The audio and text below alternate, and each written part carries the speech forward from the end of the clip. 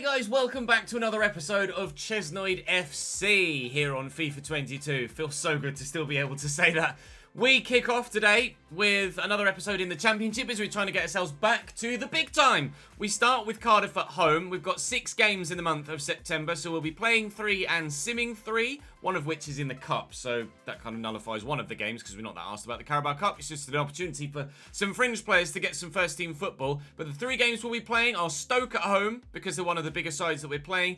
Coventry away, because they're one of the sides that are also challenging at the top end of the league this season. And actually in real life as well. It'd be great to see Coventry back in the Premier League. That would be a real throwback to my childhood. And of course, I want to batter the shit out of Peterborough United as well, as a Cambridge United fan. So that will be the 3rd game that we play. And hopefully I can actually pull that through. So we'll sim this first game against Cardiff, whilst I say thank you very much for your support continually on this save. And please make sure you drop the videos a like and ensure that you're subscribed to the channel with a notification bell ticked and you'll never miss an upload. Hopefully, we'll never lose our progress again. Gash on the score sheet. Go on, young man. McGree, Amadou now officially a centre-back as well, and Maitland-Niles all on the score sheet. Great way to start. Devon Wrench is now officially a right-back too. So that's that complete. What the interesting... I forgot about Jonas Wind on the shortlist. It was like... Interesting wind? There's not changeable weather in FIFA. Well done, Cheese. Monthly scout reports are back as well, although I'm not sure we're going to get anything spectacular here. Oh, Christian Pinto might be pretty decent. Let's wait and see what he's like next month. And then these will be the Italian defensive players. That's a no. Let's see if there's anyone that's spectacular. Davide De Santis still in the 2nd month. I'll give him another month. I'll say no to that. It might be slightly high rated at the minute, but the potential window was pretty low. But Davide De Santis, I might call him up. I'm not sure about you. Oh, potentially. Let's give those 2 another month. And let's wait until you know exactly where Davide De Santis plays before committing to calling him up. Right. Up next then for us, as we sit now back 2nd in the league table, is Stoke City at home. Oh, hello. Another month. Oh, we've already signed the goalkeeper, haven't we? So we can just kind of reject all of these. Never mind. I'll go and see you in the game against Stoke. Stoke then coming up north. This is Stoke's lineup then on their way to the now correctly named No Identity Arena. Not No Identity Arena. Not No Identity FC as I did previously as well. Like a moron. The No Identity Arena, a correctly named stadium for a team that hopefully will now get themselves back to the correct division. Obviously, Tyrese Campbell used to play for Stoke, our new striker, but we signed him from Herenveen in the Netherlands, so he had moved on. I need to change Amadou's number, actually, at centre-back from number 7.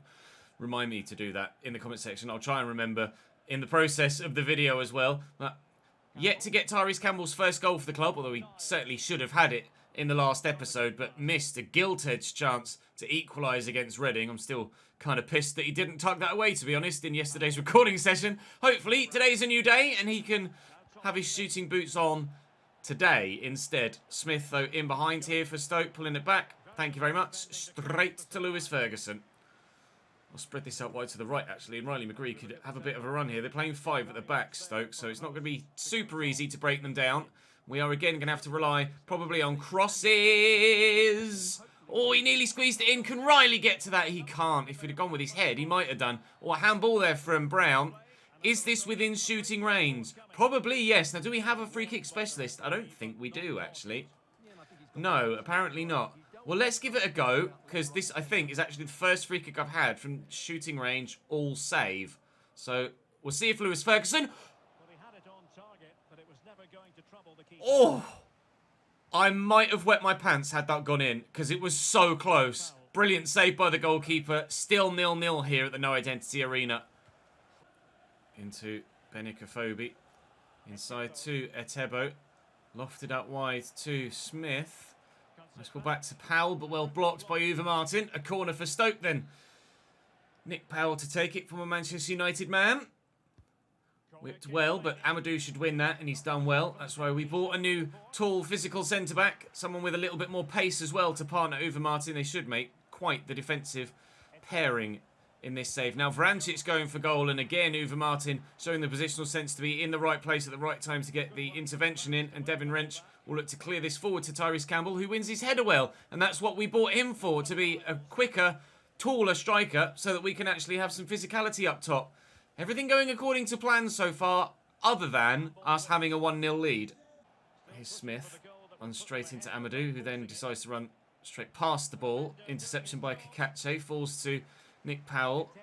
Etebo. Nick Powell again. Oh, that's going to be a goal.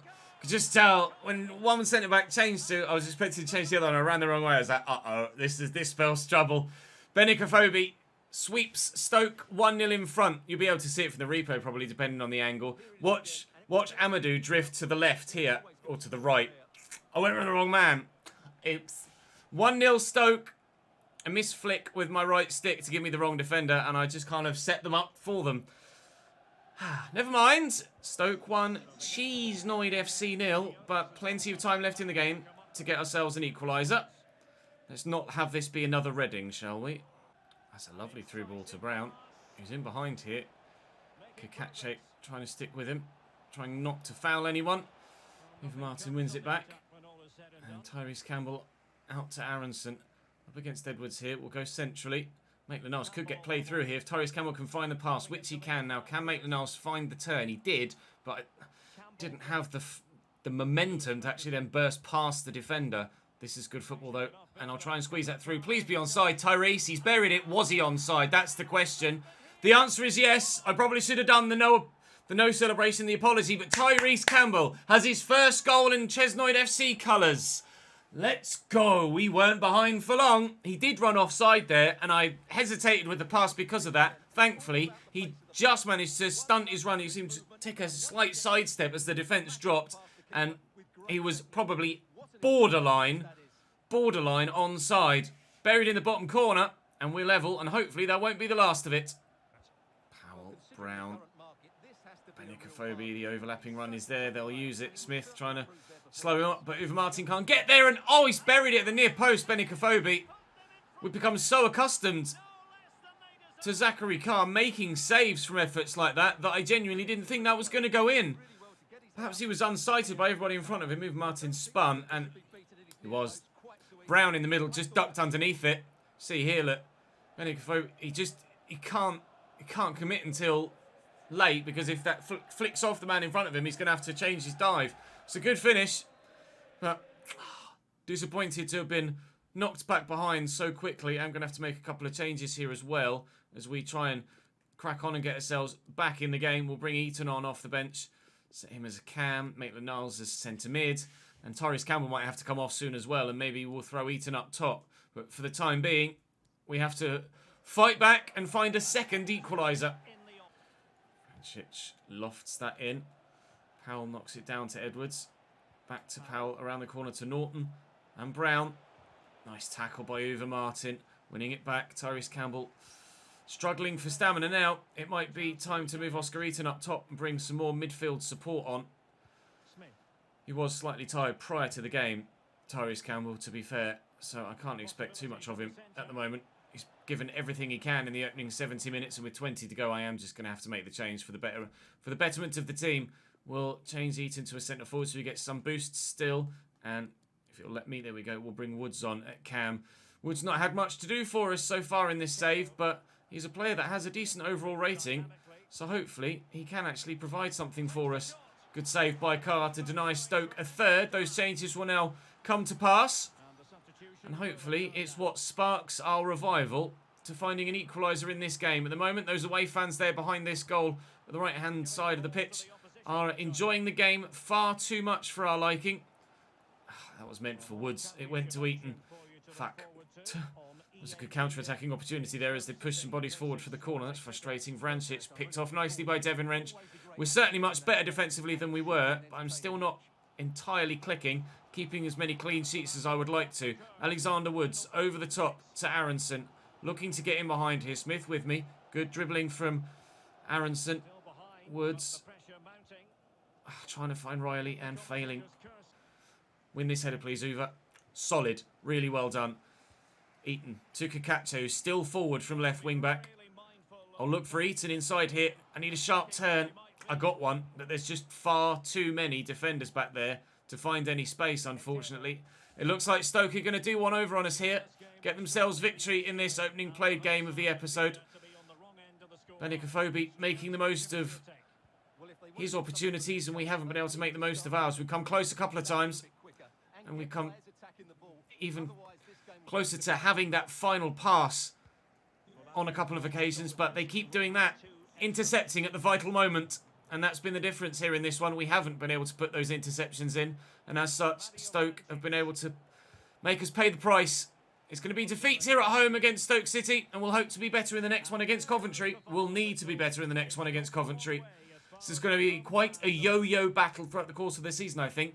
Wins, defeats, plenty of ups and downs, but hopefully, come the end of the season, we'll have just enough to get ourselves up. Coventry lining up also with a 5 at the back formation. It seems to be the more popular way that the modern game is played, doesn't it, with the 3 centre-backs and the bombarding wing-backs. It's not necessarily the way that I prefer to play.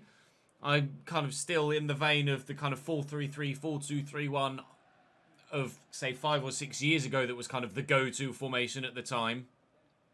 Maybe I'm behind the times. I'm not sure. Maybe I should try and adopt a 5-3-2 at some point, or a 5-2-3 probably would be what I would do, with wide players up top rather than being so narrow from midfield forwards. That's what I don't really tend to like about the 5-back formations.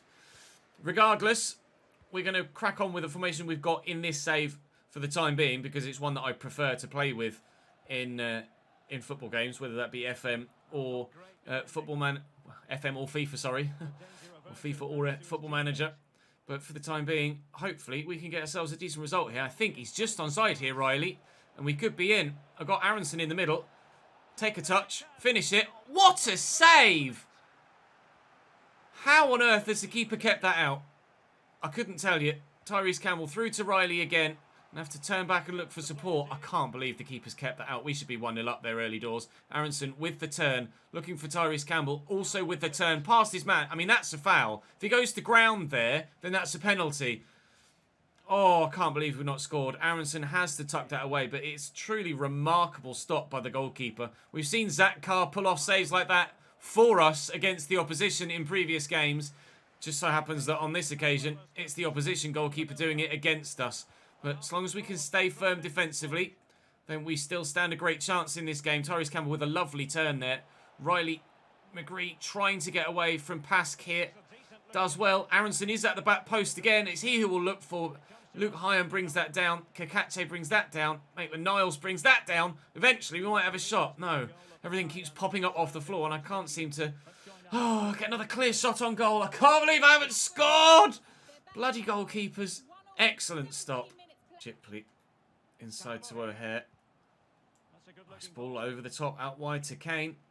Forward, but Kakache gets there. I think he might have used a hand there, Kane, which is what the linesman had his flag up for. Gash will look out wide. This is the only real option when you're playing against 5 at the back, is to kind of let them attack you and then get in behind where the fullbacks were, or wing-backs were. Tyrese Campbell trying to get his shot away. It might bobble free. It's not the best of clearances. We should get to that first, and Gash does really well. Maitland-Niles has Lewis Ferguson there. Aronson, overlapping run of our own, but I can't use. We haven't quite been able to find that first goal with 10 minutes to go in this first half. Here's Walker forward now as Fulham get a 1-0 lead against our fellow relegated side, Crystal Palace. Coventry not yet really threatened going this way so far in this game. But now that I've said that, watch them in the not too distant future at all take the bloody lead in this game of football. Get to that first. Well done, Lewis. Over the top, looking for Tyrese Campbell. He's going to have the pace to get away here. Oh, but has he got the dribbling to do it? It's a tight angle. Fired straight at the keeper. Haven't really actually utilised aerial balls into Tyrese Campbell yet. Maybe that's the next thing we could try here against Coventry. Through that gap nicely, though, to Aronson. And I will now lift it, looking for someone in the middle. Maitland-Niles is there. It's a brilliant save by Wilson. The second of the game from him that's truly spectacular. Top quality header from Maitland-Niles. I think Wilson punched that as well. Indeed he did. Can we steal a goal before half-time? I'll put this a bit deeper with Riley McGree. Keeper's not going to come for it. We're up. Pask wins that header. Can I turn that around the corner? I can. Aronson from the edge of the box. Oh, we've had all of the pressure in the first half, but no goal yet. And inside to Lewis Ferguson. Can we have a positive start to the second half? Potentially. Maitland-Niles looking for Aronson over the top. Aronson found over the top. Aronson pulls it back and inside. And Riley McGree on his favoured left. That hit Tyrese Campbell. Keeper probably would have saved it anyway. But we start the second half as we ended the first with chances that we haven't taken. Eccles fires that straight against me. It must have hit an arm because the ref played advantage. Worked out wide here to Martson. Trying to spread to deal with it. Niles is going to be dropping back into a deeper role soon, as I'm going to bring Oscar Eaton off the bench and take Lasse Gash off. Trying to give Gash as much first team football as I can, but there do come moments where I certainly could use a little bit of extra quality in that CDM role, or even a little bit of extra quality in that cam role where Oscar Eaton is going to come on, and that means that Lasse Gash is rather obviously going to be the man that comes off rather than Ainsley Maitland-Niles. We just drop Maitland-Niles a little bit deeper. Goal for Peterborough. Not really fussed about that at the moment. Not sure at present which of the sides that we're going to be challenging with for promotion. I think Birmingham were up there towards the top of the table with us. Coventry were too, which is why this is such an important game, really. Avoiding defeat more important than getting the victory, but certainly if we can get 3 points, I'd love to get 3 points. Ball hasn't gone out of play yet, so that I can bring those changes on.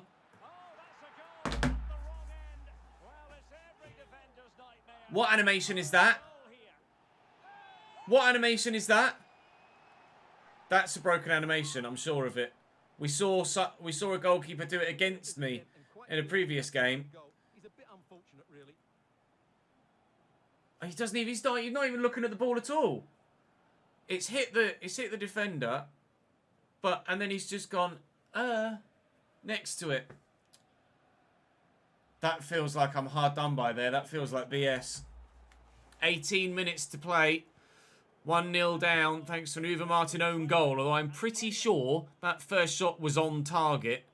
And the ball didn't really change its trajectory much at all after the deflection.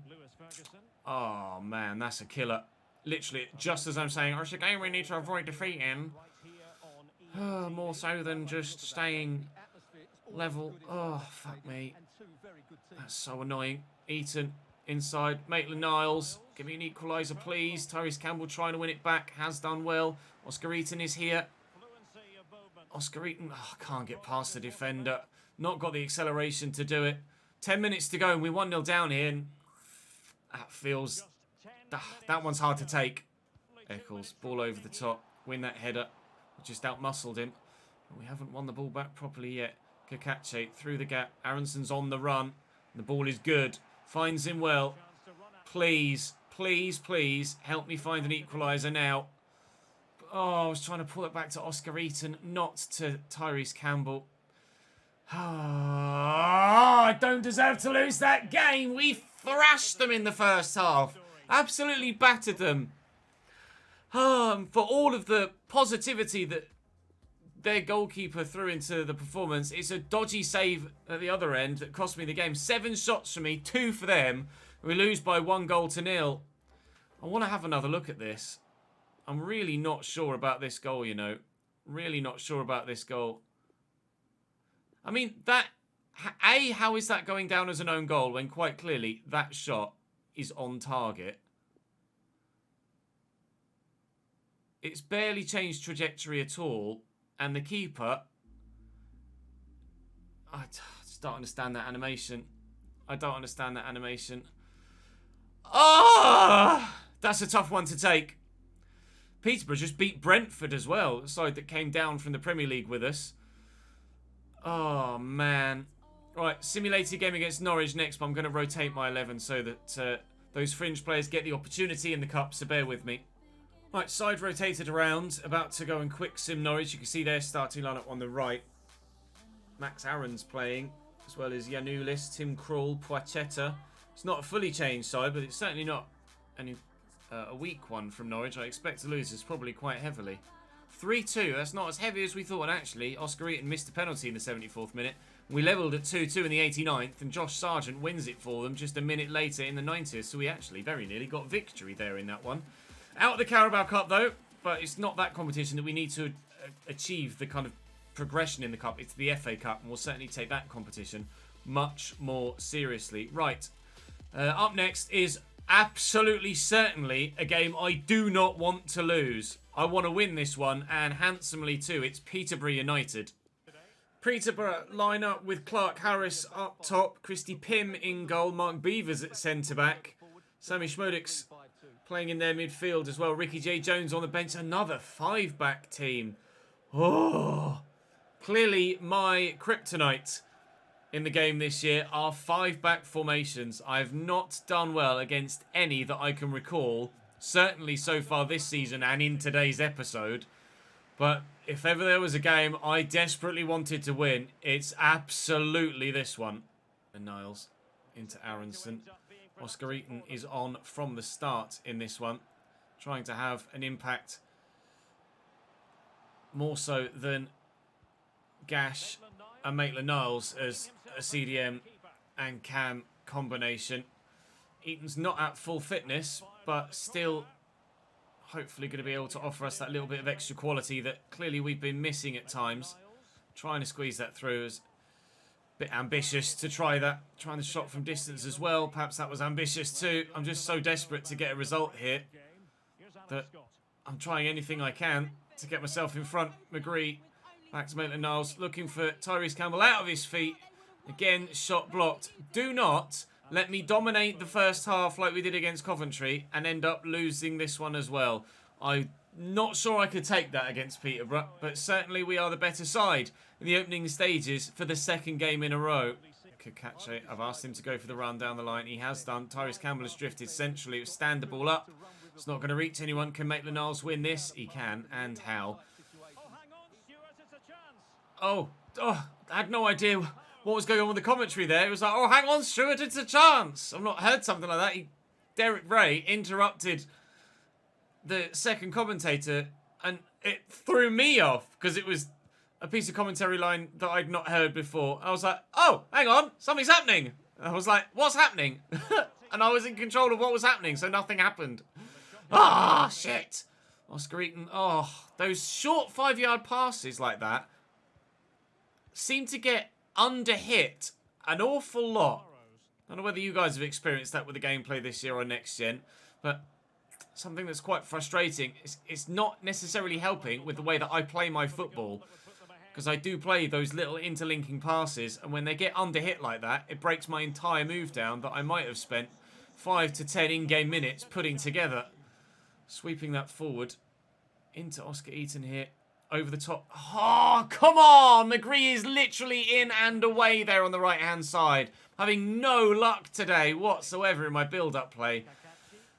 Ah, please, for the love of God, let something go my way today.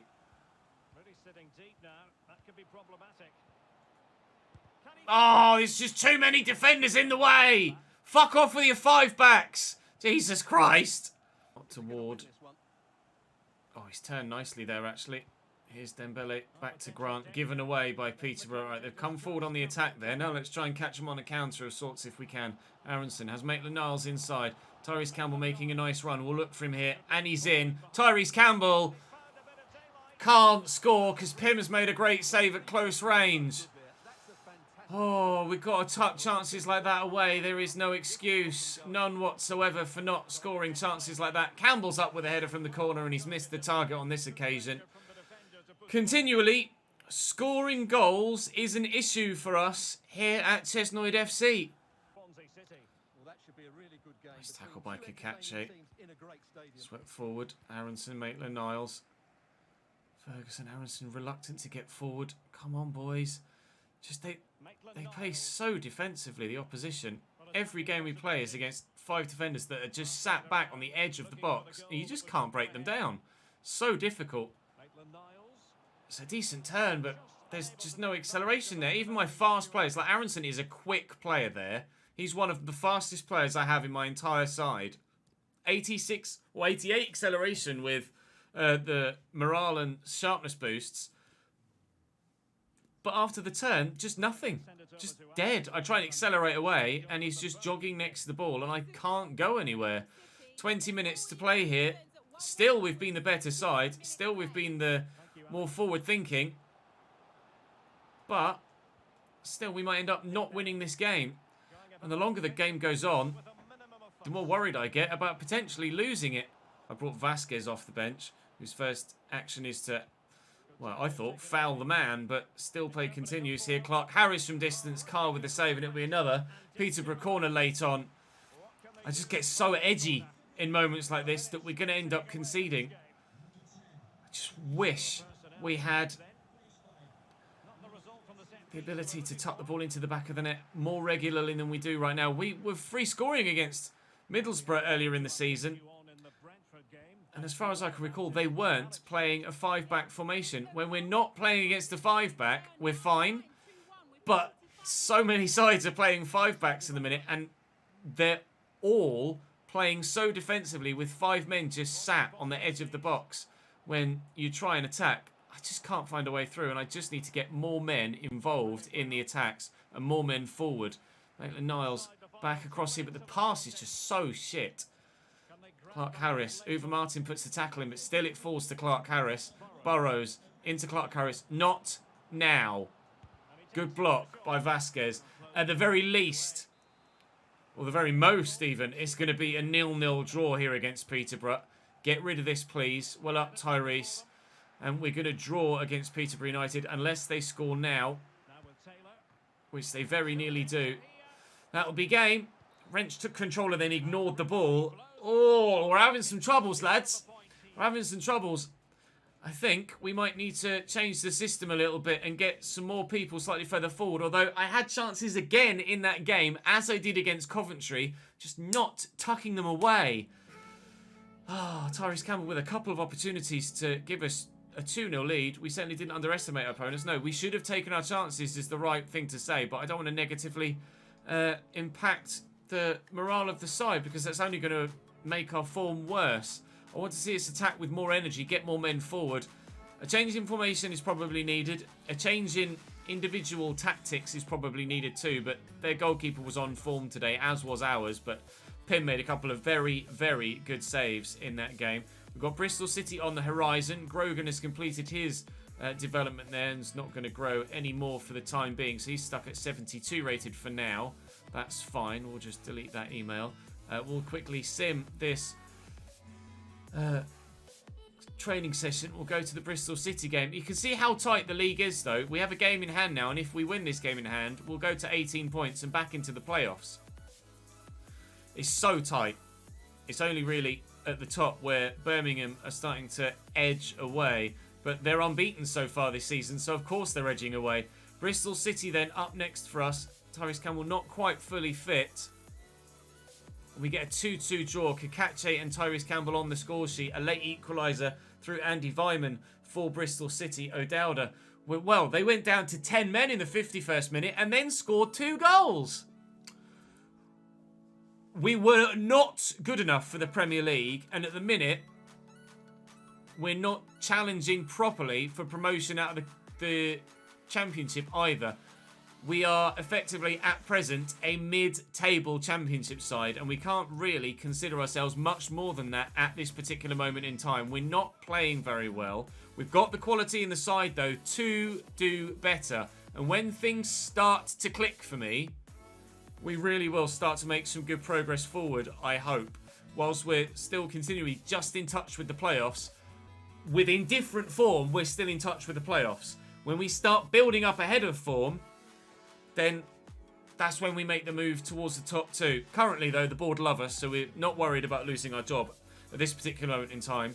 We just need to start putting performances in and getting the ball in the back of the net, which we're not doing. I'll go and have a fiddle with the tactics between now and the next episode, and hopefully I can figure something out that gives us the goals and subsequently the results to get us back in the automatic promotion hunt rather than just the playoff hunt. But it's going to be a long season here in the Championship, and a competitive one too, which means it's going to be entertaining, which means you're going to need to stick around. Drop the video a like if you've enjoyed. Subscribe to the channel if you haven't already. Make sure you've got the notification bell ticked so you don't miss a video. There was another My Player episode uploaded onto the Facebook page earlier on today, so head over there, link in the description to go and check that out. But for now, that's all for me for today. I'll be, what day is it today? Wednesday. Live streaming tonight, Formula 1. Come and check it out. If not, I'll see you here tomorrow for another installment of this series. Bye-bye.